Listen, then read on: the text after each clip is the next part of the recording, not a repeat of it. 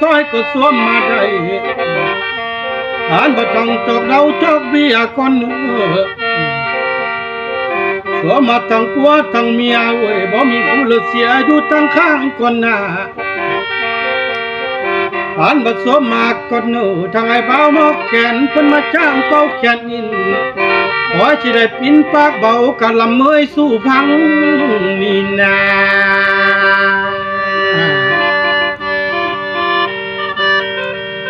โอ้ยน้อ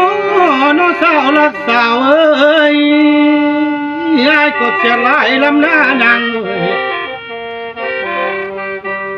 น้องผู้ได้ลูกหนึ่งเงินบัดต้นได้หนีอยู่ทันเป็นบ่าวหามสำเดน้อสาววังรักสาวน้องผู้ไล่สิลูกสองลูกสามมือสิบ่าวสุกหนาบ่ทันเป็นบ่าวคล้องสำนาอ่านบัดต้นจริงน้องสิมีลูกและเต้าอ่านบัดต้นจริงเจ้านั้นเป็นเมเท่าเพิ่นแล้วสิต้นคอยจึงมาเห็นน้อลาน้อ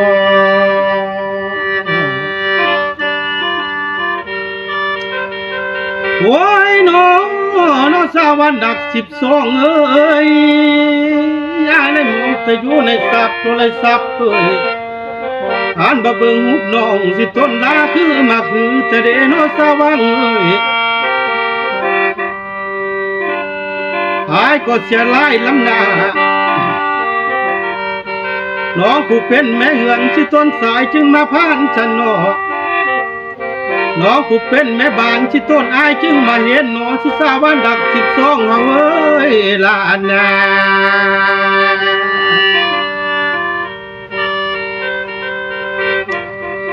โอ้ยน้องลาเอ้ยอันบาเต็ดปีนี้สิต้นอันนี้บ่ได้เที่ยวยามได้เนื้ออันบ่ยามเดิน3มื้อสิยามพาห้องหน้าบ่าวสงหน้าบ่ได้ไปเต้าไหลเนื้ออันบัดเสียงลำนี้พากมาทั้งเจ้านั้นไปทั้งอยู่รักสาวผู้ใดลาใด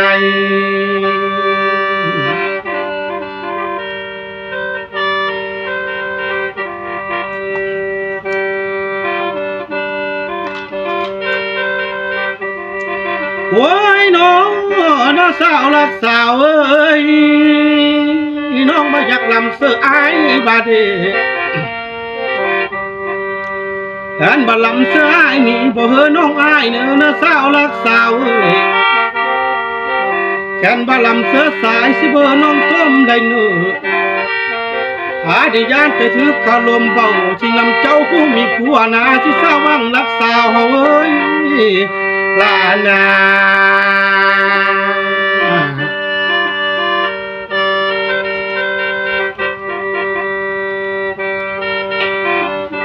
โอ้ยน้อสาวรักสาวเอ้ยง่ายก็เดือดเจอได้นางเอ้ย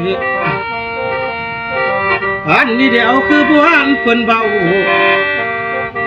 การบ้านนอกกินฝักเอ้ยอันบัดต้นไอ้นี่อยากกินดอกอ่อนตั้งป้ายบังเดน้อสาวรักสาวเอ้ย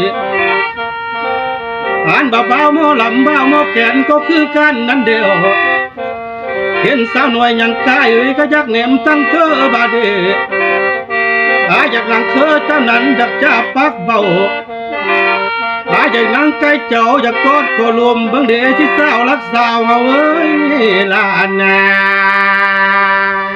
ตัวละคำนะพักบอก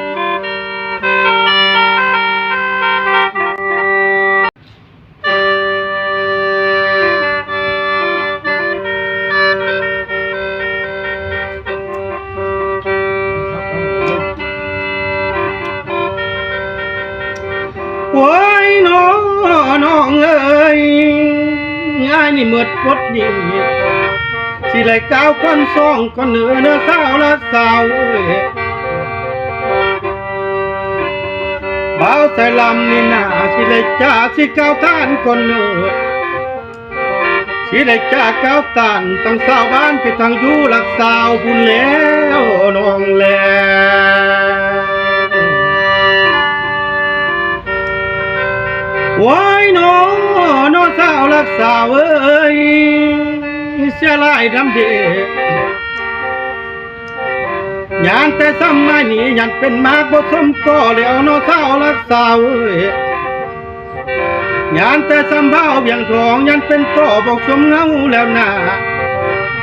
ยานบ่สมเจ้าก็ทั้งดูเนาะรักสาวผู้ใด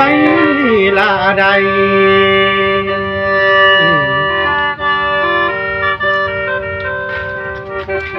โอ้ยน้อละเอ้ยยำเอ้ย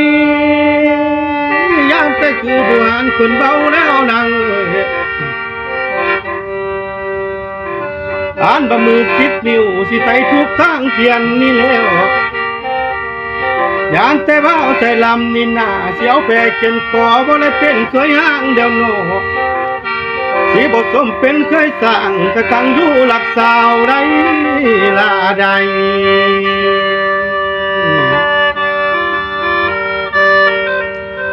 โอ้ยน้อ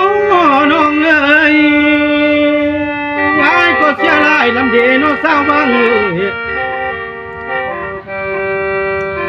อายนี่เกิดผิดยามที่ต้องออกลอกเรานี่แล้วอ่านเบาๆใส่ลำแต่คือความเบาแต่ปากหลบหน้าอยากตกปากเบาสิผัวเจ้าพัดยังมีอยู่เนลาเน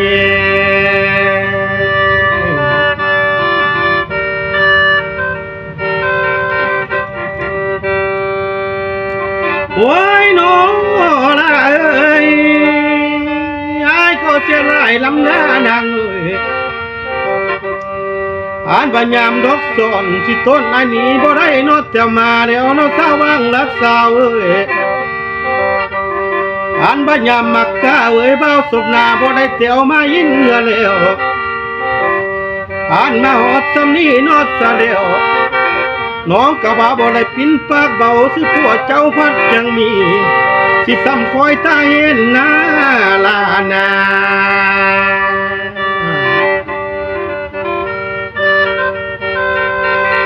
โอ้ยน้องเอ้ยยายก็คือจะไรลำหน้าอ่านบ่อยากไรน้องมานอนบ่น่วมสอนเบิ่งเด้บ่าวใส่ลำก็คือจักสอนหน้าสิน้ำหนองหัวบ้านเบิ่งเด้อยากตานปากเบากะลำเขาเสื้อเร็วเบิ่งเด้สาวบังรักสาวเฮาเอ้ยลานา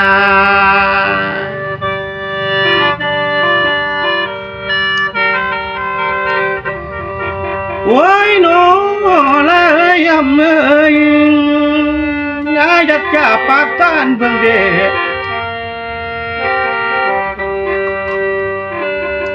อ่านบ้านนอนนำหนองสะแกงขิงบนรอกเบิ่งเด้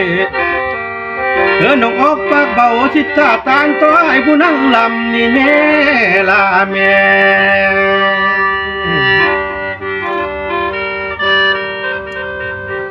โอ้ยน้อละเอ้ยยำเอ้ยกันบ่ได้นั่นนะก็บ่มีบนเสียนะเดี๋ยวน้อสาววังรักสาวเอ้ยกันบ่ได้เป็นเมียบ่มีบนชมหลอกหน้าพอได้ลมปักเบาสิได้นั่งใกล้เจ้ากระสุนคอยก็ได้เจอไรลาใด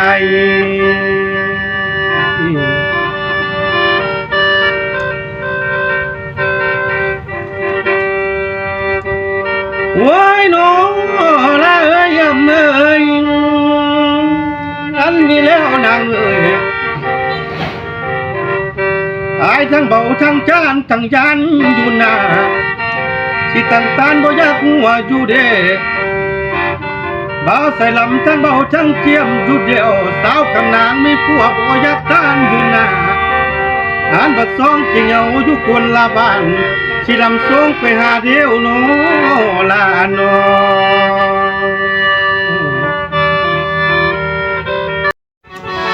โอ้ยน้องเอ้ยสาวกำลังกันเลยคนนาง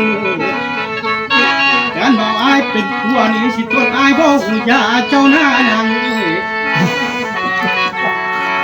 อายเลยฟังสาวกำลังจะยังคนในมือการบอกเอาสลัมเลยเป็นผัวกันก็บอกหูคองสติอายสิกอดแต่น้องสิบอกเจ้าถึกเจอได้ลาใด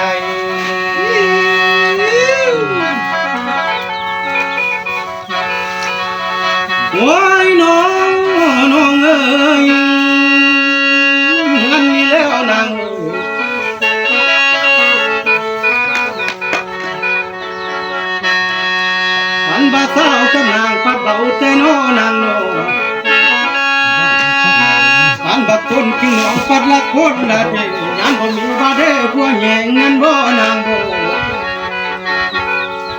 สาวกำนางตะกี้ก็เป็นมีพ่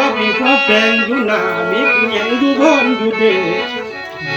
สาวกำนางบัดว่าเบาจริงแก่ปัจจุบันนี้สิทั่วสู้สนสินวนจริงแม่นบ่มีบ่ลาบ่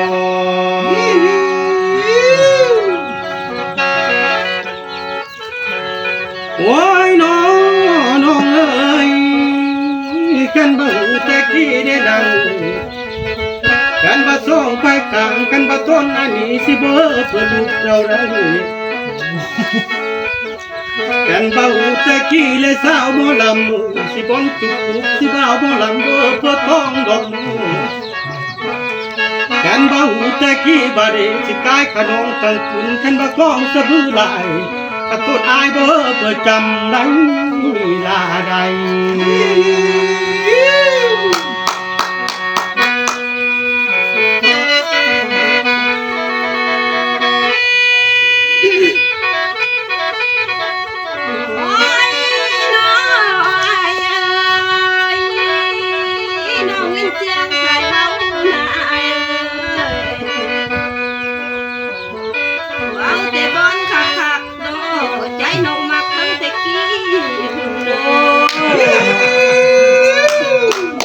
มักอีกเอาบนกระทัดนี่